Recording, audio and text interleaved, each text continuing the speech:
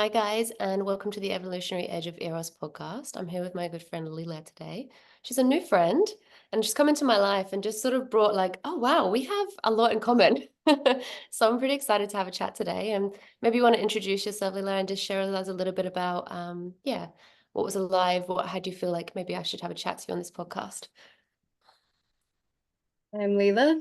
Uh, I live in Boulder, Colorado, and I think what felt compelling about having a chat with you was, um, I don't know, I've been following your writing for a couple of years, and I've seen you articulate some things about sexuality um, that uh, I haven't been able to find anywhere else. And then I saw you were doing a podcast, and I saw some of the topics that were arising. And a lot of the material felt like pretty alive for me in my world. One of the topics was something about like not wanting eye gazing at temple evenings anymore, um, and then what led us here was a funnier post about like anal lube, Yeah. and the polarization around the you know, whether or not your yoni elixir would pair well with such materials in a store. So Mm. I don't know, I felt a lot of like shared resonance and curiosity around some of the things that we were tracking. And Yeah. so Yeah. Cool. I here. like that. I think that's where I want to start actually, like this piece around. So I just posted the other day that Yoni Elixir got rejected from a store, and I went in to find out, like, I was like, oh, I should ask these people some feedback. Like, why do they not want my lubricant? And then I went in a little deeper and found like all these like very different brands, which is like one was called anal fuck sauce, which was talking about how you can numb out your arsehole so you can have more sex.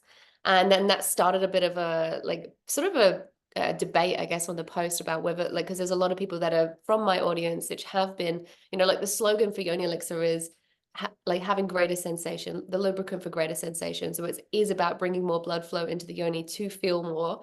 And this feels like the polar opposite. So I was just tracking like so much of my audience have been brought into this idea that we want to have more pleasure and like women to be more activated and not numbing out. And then I was just feeling this other sector, which I felt like you had a lot of nuance in around, you know, is it even a bad thing to want to numb out and to like numb parts of the body to have a different experience of sexuality? I'm curious if you wanted to share a bit on that. Sure. I mean, there's a lot of ways to enter into that topic. Yeah, I guess uh context really matters. Like, what are we doing and why? Mm. And when I see something like fuck sauce and a numbing agent, it raises the question, like, what are we doing?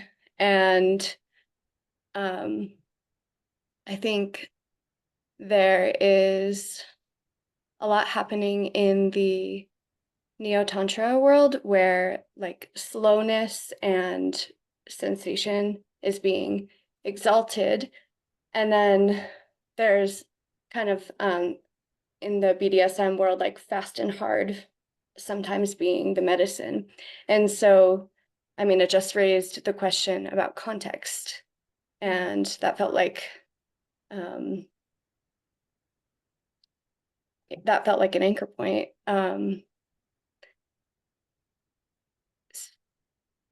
So I saw on the post, there was a lot of people who were like, well, yeah, this is different from your brand. And I felt like a lot of shaming happening in a way that there was a posturing around sensation, like high sensation and slowness being the right way. And for me, I felt compelled to like make a joke on the post and say I would use it because yeah, there was a way in which I wanted to provide a bit of levity because I don't always think we have the information. and trying to overlay what we think we know about sexuality can like put us in some interesting, like mentally binding territory. Mm. Yeah, I like what you're sharing, and I feel that there's something inside of what you were sharing with me about your experiences in Berlin and these different places that brings this whole other culture to the space, you know. And I think that Mhm. I totally agree with you. You know, there is this understanding of like, you know, tantric spaces being in a certain way, and then that becoming the way. And this is kind of some of my gripe with like trauma informed spaces. It's like Mhm. I'm so like pro trauma informed, but what I'm not pro is like when that becomes like the overarching thing and then there's nothing else that can exist other than that way. And I think this is some Sure, of the stuff that we share around sexuality. sure. Yeah, the term that I've been using to describe some of the ways this polarization is showing up is like fundamentalism around sexuality, because there's like, I think when people are starting to explore their erotic current, there is framework that is comfortable like for a time. And when you start to have an unmediated relationship with your own eros, like some of the framework and dogma around what is morally just and what isn't starts to become irrelevant. And I feel that culture of potential irrelevance around dogma alive in Berlin, but I realized like I started to explore what that was for me like 3 years ago when I was living in Oaxaca, Mexico. A lot of people were going to silent meditation retreats at Hridaya, and there was a big yoga culture and neo-tantra culture, and I found myself somehow like on the outskirts learning meditation through being in a like 7 or 8 day DS container um, with a Dom, where I had to ask him permission every time I had to use the bathroom. And this Dom was like a hypnotherapist. And so I found like a different way of accessing meditative states and trance states. And the silent retreat um, theme came for me through like learning how to use ball gags well. And so, I think when we get into the neo-tantra world and sacred sexuality sphere, we see a lot of um, morally positioned ways to explore the sacred. And along my own journey, I have found myself in territory where the sacred and profane, like the binary between them, combust somehow. And my own belief systems around what I think I know about sexuality just continues to dissolve. Yeah, I fucking love that. I think actually that is some of the purpose of this podcast is to find that space where all of this can exist and everybody's experience can be validated inside of that. Because Mhm. I actually love what you're speaking to. It's just like, you know, what pathway are we looking to experience to find the same thing? Like you said, that's presence, this, you know, state of oneness, and the people's judgments of how that people come about that, and the hierarchy of sexuality and how that happens. I mean, even as sexuality as a spiritual path, which is something that you and I feel like we both are in the sharing of this. It's like when we're following eros, like something else can happen. But even that is like, I know that, you know, when I've been around people that are more classically tantric, they think that sexuality is like the lower ranks of how to, you know, get Totally. to enlightenment. But then like doing meditation and the traditional tantric path is then somehow, you know, holier than thou, you know? Yes. Yeah. So I've lived in India many times, and I have roots in studying classical tantra and Advaita Vedanta. And my erotic awakening happened in India because the essence of my eros like wanted to push through all of the rules and boundaries around um, these right-hand path approaches. And I still have a classical tantra practice. I haven't abandoned it completely. But some other aspect of my soul essence was like wanting to push through all of this authoritarian style approach to sexuality. And I remember like living in ashrams and like waking up in the middle of the night, really like alive with all of this life force, and go like lighting candles and going into like erotic dance and self-pleasure in the middle of the night when it was not recommended to do that. There was like, a lot of people practicing celibacy and fasting and less indulgence. And my innate primal knowing turned on and was like, fuck all this, and include it as well. Yeah. Um, yeah. I actually love this so much, and it does bring up this piece around like the understanding of like reaching enlightenment even is like we actually ultimately don't need to do anything to hit enlightenment. Like that you can have a radical awakening any moment of your life just sitting here watching, through the window. And then there's all these different pathways and lineages, and some of the people that have lineages would speak to this idea of the lineages is the proven path. If you do this, then you will experience this. And then I feel like Mhm. what you're speaking to is something that I've also experienced inside of myself, which is like I can do all the different lineages, all the different paths, but there's just this like continual like pulling back to this voice, to this knowing, to this understanding inside of me, which is bringing me closer to grace, to this experience of oneness, source, non-duality, and that has been the truest thing that I've found. And I have to Mhm. keep listening to that.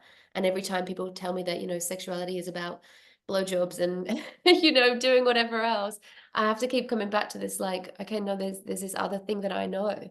And I've been doing a lot of writing recently on like, okay, well, what if there was a clearer path around this piece for people to actually listen to? And I'm not interested in creating a lineage or a set of rules, but we just ran Sex Lab last night, which is something that like a concept that I've been playing with, and Mm. is trying to move people from this understanding that you're something is broken and that you need to heal something, and this sexuality needs to be sacred inside of this way. I'm really just opening Mhm. the field for people to explore that current of eros that's moving through them, and that is where my curiosity is at the moment. Sure. It's really Mm. beautiful. Um, yeah, I mean, I resonate with that path so much. I spent a lot of time 5 or 6 years ago following a lot of male spiritual teachers, and one of them uh, very much advocated for not eroticizing wounding. And I tried that on and that framework on for 3 years, and I went deep into what he was calling conscious monogamy and celibacy. And um, there was, I noticed in his work like a lot of pathologizing of the erotic. And at some point on a healing journey, doing trauma informed work, being in containers with somatic experiencing work, I personally felt my body awaken to like, okay, there's something more here. And I started to like push into different domains in the erotic uh, territory, and found that if we seek to pathologize anything, any of these impulses that we are having, we end up homogenizing the essence of eros into like one kind of belief, and reducing it to something like um, wounded. And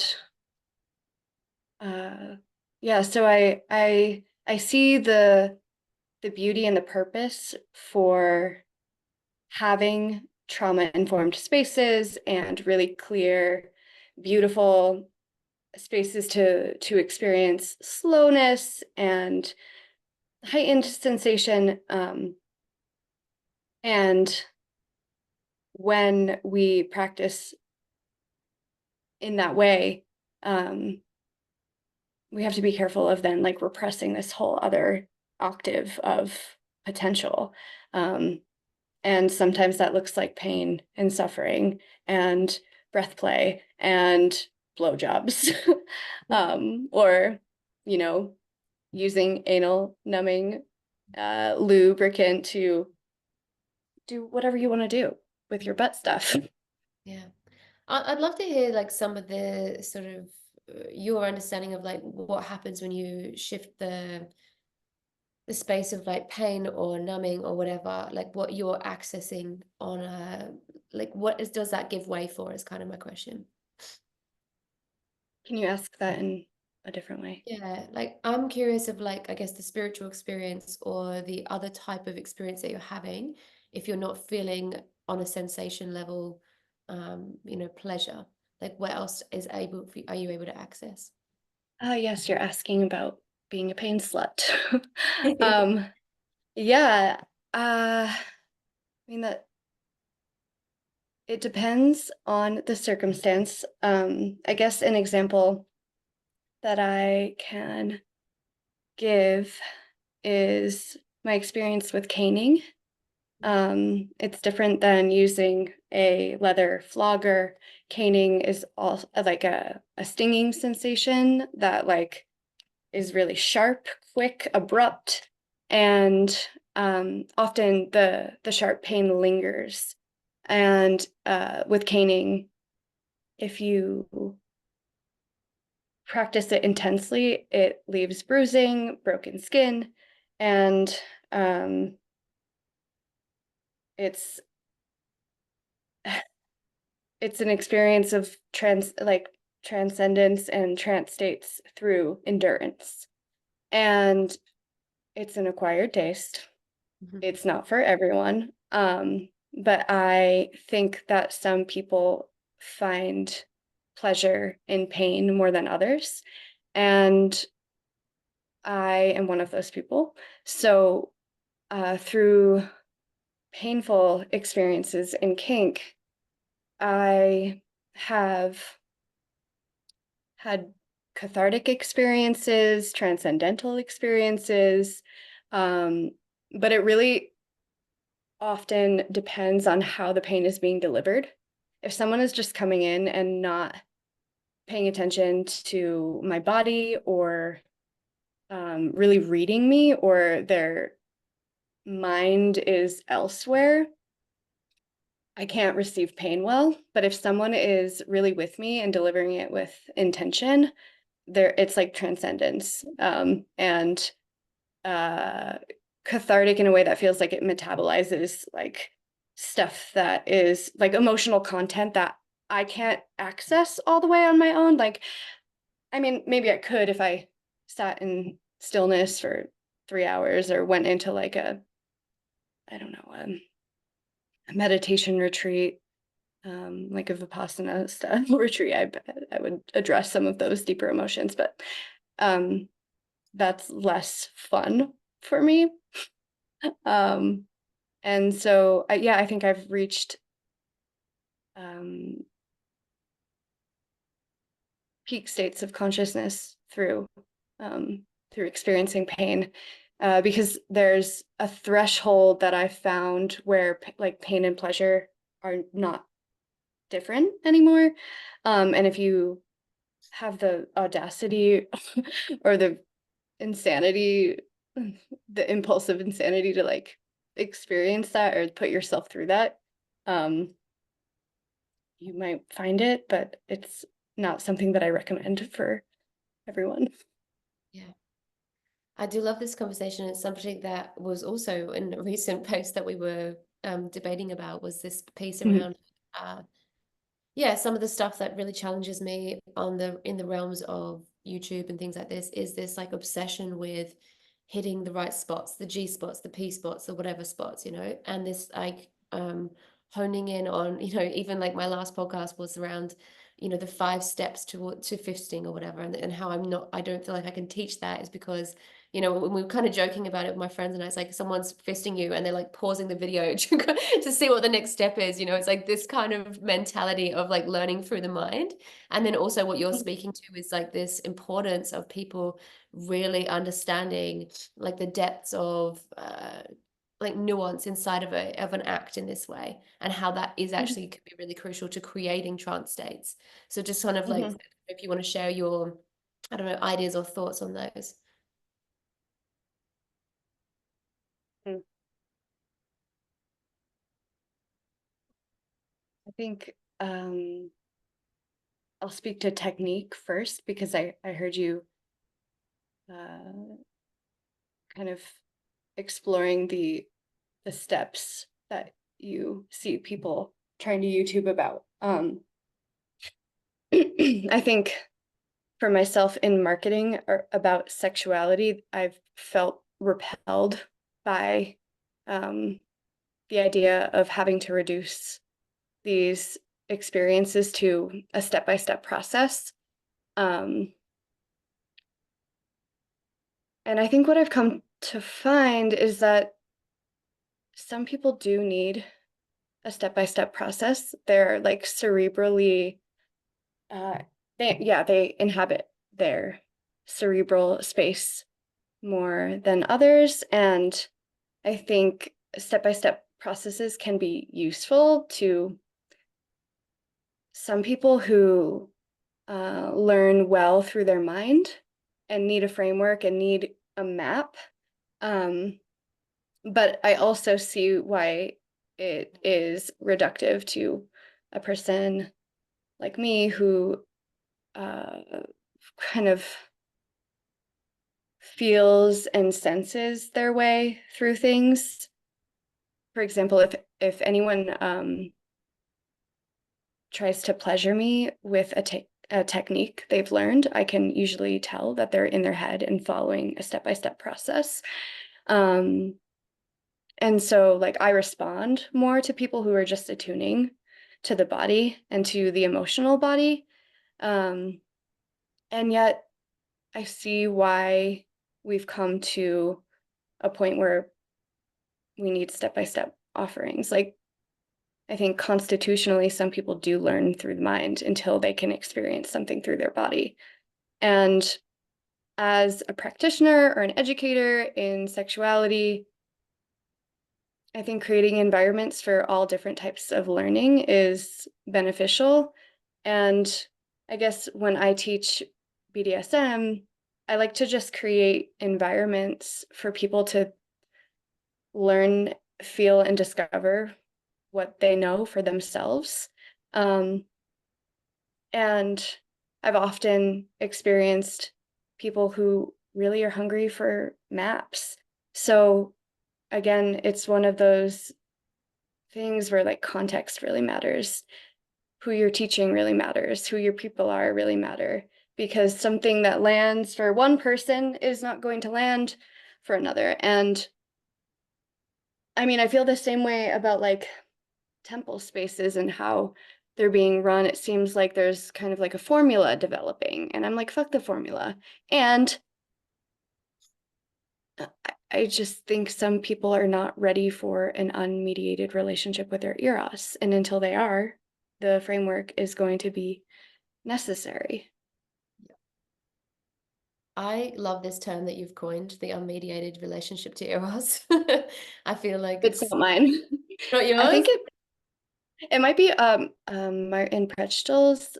I think that's how you pronounce his last name, and he or like someone in a storytelling community. Uh, I'll find out who coined that term. But I think they were speaking about it in relationship to an unmediated relationship with the divine.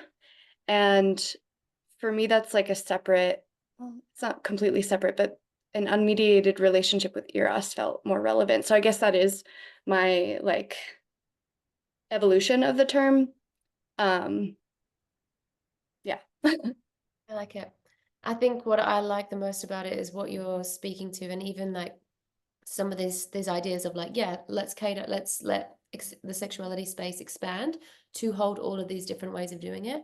And I think the moment where it comes into like this is how it runs you run a temple, and if you do it outside of that, it's wrong, is where the Mhm. problem is inside of my experience. And I think it is because I've had that experience of an unmediated relationship to Eros. It's like, and I need spaces that can hold that.